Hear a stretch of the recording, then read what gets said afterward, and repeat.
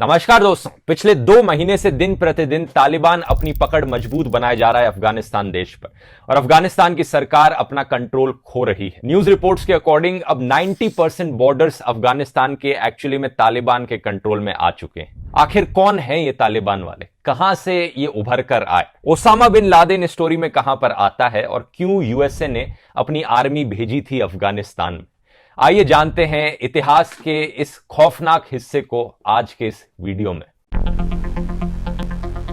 तो इस वीडियो में दोस्तों मैं कहानी को 1979 से शुरू करूंगा। 1979 से पहले की जो कहानी है वो एक पुराने वीडियो में मैंने आपको बताई है। अगर आपने वीडियो नहीं देखा है तो इस वीडियो के बाद देख सकते हो, लिंक मैं नीचे डिस्क्रिप्शन में डाल दूंगा। 1979 में अफगानिस्तान के प्रेसिडेंट और कम्युनिस्ट लीडर नूर मोहम्मद तारकी को मार दिया जाता है और इसी के बाद ही सोवियत यूनियन अफगानिस्तान में इंटरफेयर करता है। तारकी खुद एक कम्युनिस्ट लीडर थे, लेकिन इन्हें मारा भी इनके एक फेलो कम्युनिस्ट लीडर के द्वारा ही गया था, जिनका नाम था हफीजुल्लाह आमीन। हफीजुल्लाह आमीन ने पहले अरेस्ट किया तारकी को और फिर इन्हें मार दिया। जैसा मैंने आपको पिछले वीडियो में बताया था कि अफगानिस्तान में जो कम्युनिस्ट पार्टीज थी वो 2 हिस्सों में बढ़ चुकी थी, उनके बीच में भी काफी इनफाइटिंग होने लग रही थी। ऐसा नहीं था कि तारकी खुद काफी इनोसेंट थे, इन्होंने भी मारने की कोशिश करी थी हफीजुल्लाह आमीन को। कम्युनिस्ट के बीच में तो इनफाइटिंग चलने ही लग रही थी, लेकिन at the same time communist और इस्लामिस्ट की भी एक लड़ाई हो रही थी अफगानिस्तान में इस पॉइंट ऑफ टाइम पर। इसी समय के अराउंड 1979 में अफगानिस्तान के पड़ोसी देश ईरान में भी एक रेवोल्यूशन हुई, जिसे कहा जाता है 1979 ईरानियन रेवोल्यूशन। एक्चुअली में ईरान देश की जो सिचुएशन थी इस टाइम पर वो काफी सिमिलर थी अफगानिस्तान देश की सिचुएशन से। एक तरफ इस्लामिस्ट थे और दूसरी तरफ लेफ्टिस्ट और कम्युनिस्ट थे। ईरान के राजा मोहम्मद रेजा मॉडर्निज्म और सेक्युलरिज्म में विश्वास करते थे और ये अपने देश के लिए बहुत इकोनॉमिक डेवलपमेंट भी लाए थे सेक्युलरिज्म के साथ साथ। लेकिन एट द सेम टाइम इन्हें सत्ता का बहुत लालच था और इसी लालच के अंदर आकर इन्होंने अपने ऑपोजिशन में प्रोटेस्टर्स को मरवाया, ऑपोजिशन वॉइसेस को दबा दिया, पॉलिटिकल पार्टीज को आउटलॉ करवाया और पार्लियामेंट को डिसमिस कर दिया। इसी रीजन से इनके खिलाफ एक रेवोल्यूशन हुई और 1979 में इस्लामिस्ट ने टेक ओवर कर लिया ईरान पर। ईरान में ये होते देख अफगानिस्तान में हफीजुल्लाह आमीन जो कि एक कम्युनिस्ट थे, उन्हें डर लगा कि कहीं अफगानिस्तान में भी इस्लामिस्ट टेक ओवर ना कर लें। तो इस चीज को अवॉइड करने के लिए उन्हें लगा कि उन्हें रिलीजियस कंजर्वेटिव लोगों को अपीज करना पड़ेगा। इसके लिए उन्होंने मॉस्क्स की कंस्ट्रक्शन शुरू करवा दी, अपनी स्पीचेस में अल्लाह का नाम लेना शुरू किया, कुरान की कॉपीज को डिस्ट्रीब्यूट कराया और ये सब कुछ कम्युनिस्ट होने के बावजूद, क्योंकि ये कोशिश कर रहे थे कि किसी तरह से इस्लामिस्ट को भी अपनी साइड ले आए।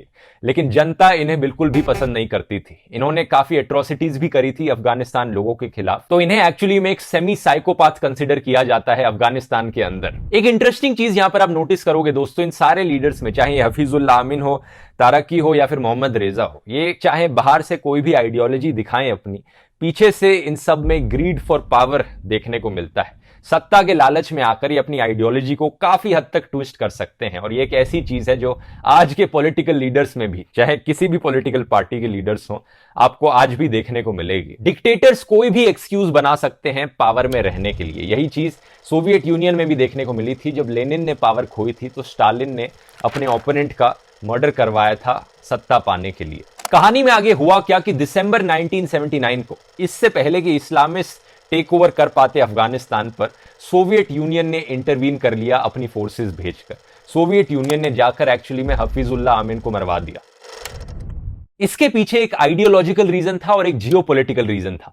आइडियोलॉजिकल रीजन यह था कि अफगानिस्तान में कम्युनिज्म की आइडियोलॉजी कमजोर हो रही थी, बदनाम हो रही थी हफीजुल्लाह आमीन की वजह से। तो सोवियत यूनियन कम्युनिज्म आइडियोलॉजी में विश्वास रखता है, सपोर्ट देना चाहता था। जियोपॉलिटिकल रीजन यह था कि कोल्ड वॉर चलने लग रही थी यूएसए और सोवियत यूनियन के बीच में।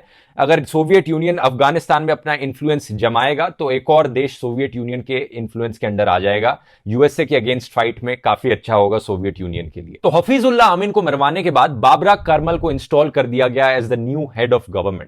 ये भी एक साउर रेवोल्यूशन के लीडर थे। पावर में आने के बाद इन्होंने 2700 से ज्यादा पॉलिटिकल प्रिजनर्स को रिलीज करवाया। जो रेड कम्युनिस्ट फ्लैग था उसे रिप्लेस कर दिया एक नए फ्लैग से। इन्होंने प्रॉमिस किया कि एक नया कॉन्स्टिट्यूशन दिया जाएगा अफगानिस्तान को। इसके अलावा free elections, freedom of speech, right to protest और फ्रीडम ऑफ रिलीजन की भी प्रोमिसेस करी गई। फाइनली ऐसा लगने लगा कि अफगानिस्तान में शांति आएगी, पीस आ जाएगा और अफगानिस्तान एक सही दिशा में आगे बढ़ेगा। लेकिन अफगानिस्तान को ऐसा देखकर यूएसए कैसे चुप बैठा रहता। यूएसए को दिख रहा था कि सोवियत यूनियन अपना इन्फ्लुएंस जमा चुका है अफगानिस्तान के ऊपर, और इसके साथ ही साथ वियतनाम और इथोपिया जैसे देशों में भी सोवियत यूनियन ने बड़ा ह्यूमिलिएट किया था अमेरिका को। अमेरिका इस कोल्ड वॉर में एक कदम नीचे दिखने लग रहा था, तो अमेरिका ने सोचा वो अफगानिस्तान को एज एन अपॉर्चुनिटी यूज करेंगे रिवेंज लेने के लिए सोवियत यूनियन के खिलाफ। अब कैसे ये रिवेंज ली जाए? ये रिवेंज अमेरिका ने ली अफगानिस्तान में ऑपोजिंग आइडियोलॉजी मुजाहिदीन को सपोर्ट करके। पाकिस्तान और सऊदी अरेबिया जैसे देश ऑलरेडी इस्लामिस्ट मुजाहिदीन को सपोर्ट करने लग रहे थे अफगानिस्तान में, लेकिन अमेरिका ने भी अब ज्वाइन कर लिया ये करने के लिए। सीआईए ने अपना largest ever secret operation conduct किया ये करने के लिए, जिसे उन्होंने नाम दिया ऑपरेशन साइक्लोन। सीआईए के डायरेक्टर रॉबर्ट गेट्स ने बाद में एक कन्फेशन किया था कि कैसे उस टाइम के यूएस के प्रेसिडेंट जिमी कार्टर ने ऑथराइज करी थी सीक्रेट एड $5 लाख की, जो कि मुजाहिदीन को दी जाए 3 जुलाई 1979 को। यूएसए में सत्ता बदलने के बाद भी मिलियंस ऑफ डॉलर्स की फंडिंग दी गई मुजाहिदीन को। रोनाल्ड रीगन के पावर में आने के बाद भी ये हुआ। इस फोटो को देखिए, रीगन मुजाहिदीन के साथ खड़े हैं। अमेरिका की सीआईए के साथ साथ पाकिस्तान की ISI, British secret agency MI6 और सऊदी अरेबिया भी इस्लामिस्ट मुजाहिदीन को सपोर्ट करने लग रहे थे। कौन थे ये मुजाहिदीन? शुरुआत में ये सिर्फ गोरिल्ला फाइटर्स थे जो पहाड़ियों में छुपकर लड़ाई लड़ते थे, लेकिन इतने सपोर्ट मिलने की वजह से अब इनके पास ना सिर्फ हथियार थे, गन्स थी, बल्कि एंटी एयरक्राफ्ट मिसाइल्स तक आ गई थी। इसीलिए इस लड़ाई में अब सोवियत यूनियन को झटका लगने लगा। 1988 में अफगानिस्तान के प्रेसिडेंट है मोहम्मद नजीबुल्लाह। ये जेनीवा अकॉर्ड साइन करते हैं पाकिस्तान के साथ, जो कि बेसिकली एक पीस एग्रीमेंट है कि दोनों देश एक दूसरे के देश में इंटरफेयर नहीं करेंगे। इस पीस एग्रीमेंट के गारंटर्स होते हैं सोवियत यूनियन और यूएसए। यूएसए प्रॉमिस करता है कि अगर सोवियत यूनियन अपनी आर्मी को पीछे हटा लेगा अफगानिस्तान से, तो यूएसए भी हथियार सप्लाई करना बंद कर देगा मुजाहिदीन को। फाइनली करीब 9 साल बाद फरवरी 1989 में सोवियत यूनियन अपनी आर्मी पीछे हटा लेता है अफगानिस्तान से। सोवियत यूनियन अफगानिस्तान छोड़कर चला जाता है, और इसके पीछे कई रीजन है, क्योंकि सोवियत यूनियन खुद भी टुकड़ों में बिखरने लग रहा है। इसके बाद सोवियत यूनियन भी अलग अलग कंट्रीज में बंट जाता है। उनमें से एक मेजर कंट्री रशिया बाद में निकलती है। यह अपनी अलग कहानी है, हम अब अफगानिस्तान पर ही फोकस करते हैं। नजीबुल्लाह पूरी कोशिश करते हैं इस कॉन्फ्लिक्ट को खत्म करने की, अपनी पावर्स वो कम कर देते हैं। 1987 में एक नया कॉन्स्टिट्यूशन लाया जाता है अफगानिस्तान के लिए। अब अफगानिस्तान एक वन पार्टी स्टेट नहीं रहेगा बाकी कम्युनिस्ट देशों की तरह उस टाइम पर। अब बाकी पार्टीज भी इलेक्शंस लड़ सकती हैं। 1988 में नए पार्लियामेंट्री इलेक्शंस बुलाए जाते हैं और नजीबुल्लाह की पार्टी PDPA इन इलेक्शंस को जीत जाती है और नजीबुल्लाह इस पावर को रिटेन कर लेते हैं। 1990 में अफगानिस्तान को एक इस्लामिक रिपब्लिक डिक्लेयर कर दिया जाता है और कम्युनिज्म के सारे रेफरेंसेस हटा दिए जाते हैं। नजीबुल्लाह कोशिश कर रहे हैं कि जो भी रिलीजियस कंजर्वेटिव लोग हैं उन्हें अपीस किया जा सके और देश में शांति लाई जा सके। नजीबुल्लाह ये भी कोशिश करते हैं कि फॉरेन एड आ सके अफगानिस्तान में और प्राइवेट इन्वेस्टमेंट चालू करी जा सके। लेकिन इतना सब करने के बावजूद भी अमेरिका हथियार सप्लाई करता रहता है मुजाहिदीन को, और मुजाहिदीन ग्रुप अभी भी 1 इंच भी पीछे नहीं हटता। वो इलेक्शंस को बॉयकॉट कर देते हैं और उन्हें लगता है कि इतना सब होने के बाद भी इस्लाम अभी भी खतरे में है। ये सिविल वॉर चलती रहती है। सोवियत यूनियन पीछे से मदद करने की कोशिश करता है नजीबुल्लाह को फॉरेन एड भेजकर, लेकिन कोई फायदा नहीं, क्योंकि 1991 में सोवियत यूनियन खुद टुकड़ों में बिखर जाता है, जैसा मैंने आपको बताया।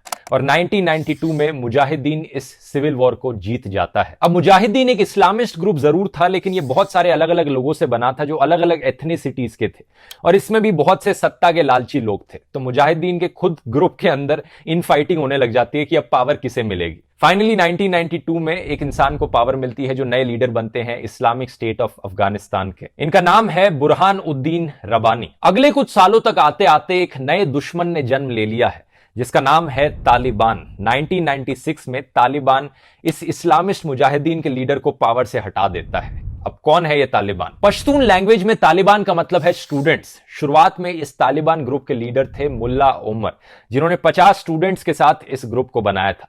लेकिन टाइम के साथ साथ पाकिस्तान से कुछ अफगानिस्तान के रेफ्यूजीज वापस आए थे अफगानिस्तान में, जो इस ग्रुप का हिस्सा बन गए। ये लोग और भी ज्यादा रिलीजियस एक्सट्रीमिस्ट थे और भी ज्यादा एक्सट्रीम राइट विंग लोग थे, मुजाहिदीन से भी कंपेयर करो तो। इन अफगान रेफ्यूजीज ने अपेरेंटली पाकिस्तान के कुछ मदरसों में इस एक्सट्रीमिज्म को सीखा था, लेकिन यहां सिर्फ सवाल रिलीजन का नहीं था। जैसा मैंने बताया, मुजाहिदीन के अंदर अलग अलग एथनिक ग्रुप्स बटे हुए थे, तो तालिबान जो था वो पश्तून नेशनलिज्म की आइडियोलॉजी में भी विश्वास करता था, इस्लामिस्ट होते होते। तालिबान को पाकिस्तान और सऊदी अरेबिया ने भी सपोर्ट किया, और यह कहा जाता है कि अमेरिका ने तालिबान को बनाया है।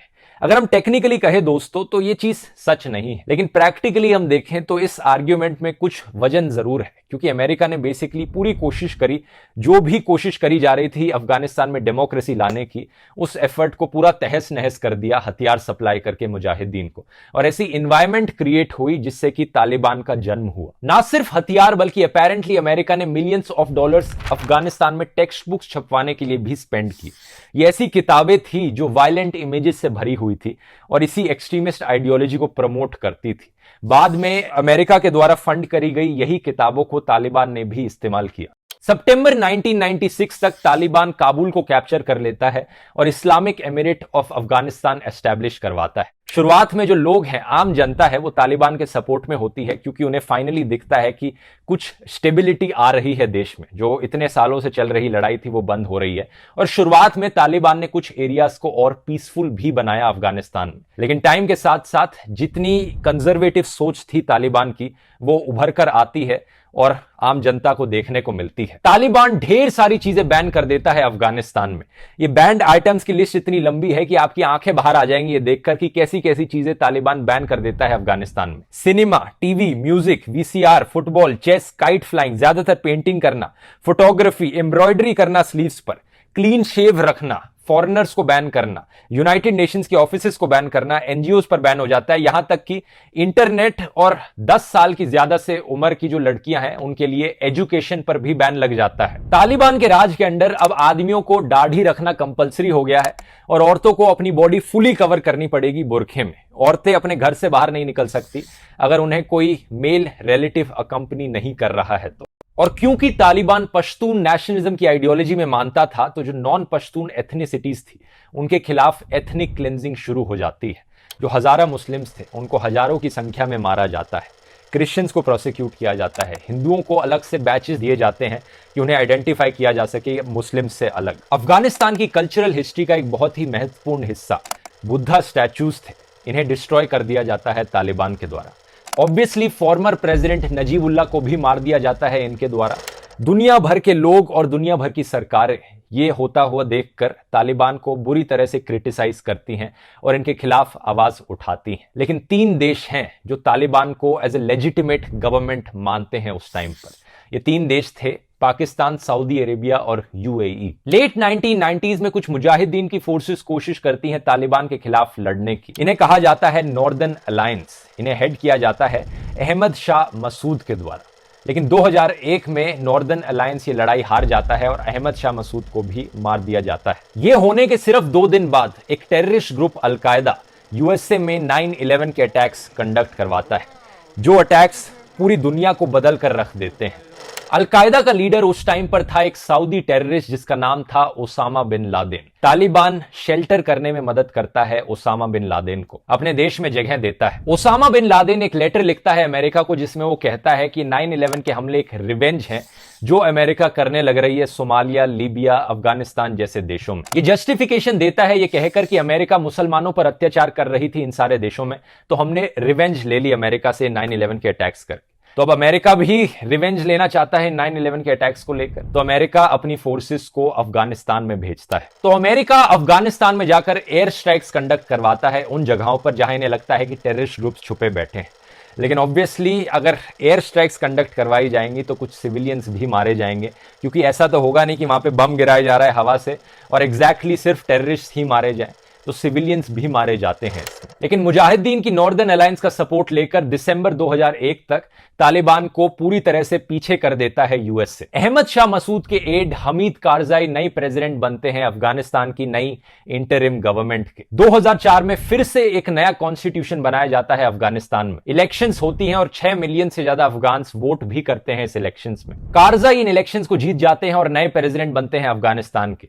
ये कुछ अच्छे रिलेशंस एस्टैब्लिश करवाते हैं इंडिया के साथ। अफगानिस्तान इंडिया के रिलेशंस इस टाइम पर काफी स्ट्रांग बन जाते हैं। यूएसए दूसरी तरफ पाकिस्तान में भी बॉम्बिंग्स करता है, एयर स्ट्राइक्स कंडक्ट करवाता है, वहां पर जो तालिबान के हाइडआउट्स हैं उन्हें खत्म करने के लिए। 2011 में ओसामा बिन लादेन को भी मार दिया जाता है यूएस फोर्सेस के द्वारा। 2015 में यह पाया जाता है कि मुल्ला ओमर जो पहले तालिबान के ओरिजिनल लीडर थे, वो एक्चुअली में 2013 में ही मर गए थे एक इलनेस की वजह से। इस पूरे समय में यूएस ने अपनी आर्मी भेजी हुई है अफगानिस्तान में शांति बनाए रखने के लिए और तालिबान को दबाकर रखने के लिए, और साथ ही साथ जो भी नई डेमोक्रेटिक सरकार है अफगानिस्तान में उसे सपोर्ट किया जा सके। लेकिन साल भर साल तालिबान पूरी तरह से खत्म नहीं होता, बल्कि अलग अलग जगह पर उभर के आता रहता है। तालिबान अफगानिस्तान के अलग अलग एरियाज में और नेबरिंग कंट्रीज में भी शूटआउट्स और बॉम्बिंग्स कंडक्ट करवाता है, जिसमें ढेरों सिविलियंस मारे जाते हैं। फरवरी 2020 में डोनाल्ड ट्रंप प्रेसिडेंट बने हुए हैं यूएसए के, और शॉकिंगली ये तालिबान के साथ पीस टॉक्स शुरू करते हैं, यानी यूएस गवर्नमेंट तालिबान के साथ बातचीत करना शुरू कर देती है। ये बात करते हैं कि अगर तालिबान अपने रिलेशंस अलकायदा जैसे टेररिस्ट ग्रुप के साथ काट देगा तो अमेरिका अपनी फोर्सेस को पीछे हटा लेगा और अमेरिका अफगानिस्तान छोड़कर चला जाएगा, क्योंकि अफगानिस्तान में बहुत खर्चा होने लग रहा है अमेरिकन फोर्सेस का। जैसे मैंने बताया, $2 ट्रिलियन से ज्यादा पैसे खर्च हुए थे, और अमेरिकन भी इसके अगेंस्ट हैं, क्योंकि अमेरिकन को लगता है कि क्यों हम जाएं वहां पर लड़ाई लड़ने के लिए जो लड़ाई हमारी नहीं है।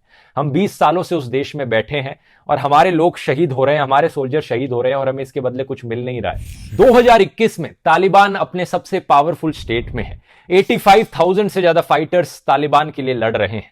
इस समय जब जो बाइडेन प्रेसिडेंट है अब अमेरिका के, वो डोनाल्ड ट्रंप की इस पॉलिसी को कंटिन्यू रखते हैं और फैसला ले लेते हैं कि अब अमेरिका के ट्रूप्स को हटा दिया जाएगा अफगानिस्तान से, स्पेशली 9/11 की 20th एनिवर्सरी से पहले। अमेरिका कहता है कि हमारा क्या, हम तो अमेरिका हैं, अपने ट्रूप्स उठाकर चल पड़ेंगे। अब कई लोग कहते हैं कि अगर रिवेंज अमेरिका का पर्पस था अफगानिस्तान में रहने के लिए, तो 2011 में जब ओसामा बिन लादेन को मारा गया उसके बाद भी क्यों अमेरिका ने अपने ट्रूप्स को रहने दिया अफगानिस्तान में? उसके बाद क्यों नहीं अपनी आर्मी को पीछे हटा लिया? और दूसरी तरफ अगर अमेरिका का पर्पस था अफगानिस्तान में रहने का, अफगानिस्तान को एक डेमोक्रेटिक कंट्री बनाना और तालिबान को खत्म कर देना, तो यह पर्पस तो अब बिल्कुल भी अकम्प्लिश नहीं हुआ है। इस पर्पस में अमेरिका पूरी तरह से फेल हो गया है, क्योंकि अब तालिबान वापस उभर कर आ चुका है और अपने स्ट्रॉन्गेस्ट पॉइंट पर है आज के दिन। जो बाइडेन का कहना है कि वो तालिबान को ट्रस्ट तो नहीं करते, लेकिन जो 3 लाख सोल्जर्स हैं अफगानिस्तान आर्मी के, वो आसानी से काउंटर कर सकते हैं 85,000 तालिबान फाइटर्स को। Do I trust the Taliban? No. But I trust the capacity of the Afghan military. You have the Afghan troops have 300,000 well equipped as any army in the world, and an air force against something like 75,000 Taliban. लेकिन ground reality ऐसी नहीं है। जैसा मैंने बताया, आज के दिन ये कहा जा रहा है कि 90% बॉर्डर्स अफगानिस्तान के अब तालिबान के कंट्रोल में आ चुके हैं, और हो सकता है कि अफगानिस्तान की सरकार गिर जाए। यहां पर कुछ लोग कहते हैं, कुछ एक्सपर्ट्स अपने ओपिनियन देते हैं कि इंडिया को भी शायद इंटरवीन कर देना चाहिए, इंडियन आर्मी को जाकर अफगानिस्तान की आर्मी को सपोर्ट करना चाहिए तालिबान के खिलाफ लड़ाई लड़ने के लिए। लेकिन यहां पर फिर से वही सवाल उठता है कि क्या ये इंडियंस की लड़ाई है? क्या इंडियंस को वहां पर जाकर इंटरफेयर करना भी चाहिए? इसके लिए क्या सेंस बनेगा ये करने का? आपको क्या लगता है? नीचे कमेंट्स में लिखकर बताइए। अगर तालिबान राज वापस आ जाएगा अफगानिस्तान में, तो ये इंडिया के लिए बहुत बुरी खबर होगी। ना सिर्फ रिलेशंस खत्म हो जाएंगे अफगानिस्तान के इंडिया के साथ, बल्कि $3 बिलियन जो इंडिया ने इन्वेस्ट कर रखे हैं अफगानिस्तान के अंदर, वो सारे प्रोजेक्ट्स भी स्टॉल हो जाएंगे, और शायद बाद में टेररिस्ट अटैक्स होने का खतरा भी बढ़ सकता है। इस पूरी कहानी में आपको क्या लेसन मिलता है? नीचे कमेंट्स में लिखकर बताइए। मेरी राय में ये लेसन है यूनिटी इन डाइवर्सिटी का। अगर हमें एक दूसरे से लड़ना है तो इसके हजारों बहाने मिल जाएंगे, अलग अलग एथनिसिटीज, अलग अलग आइडियोलॉजीज, कहीं पर कम्युनिज्म, कहीं पर कोई धर्म अलग होना। लेकिन अगर सही मायनों में हमें शांति बनाकर रखनी है, पीसफुली रहना है दुनिया में, तो एक दूसरे को एक्सेप्ट करना सीखना होगा और टॉलरेंस और यूनिटी की भावना को प्रमोट करना होगा। उम्मीद करता हूं वीडियो आपको इन्फॉर्मेटिव लगा होगा। मिलते हैं फिर अगले वीडियो में। बहुत बहुत धन्यवाद।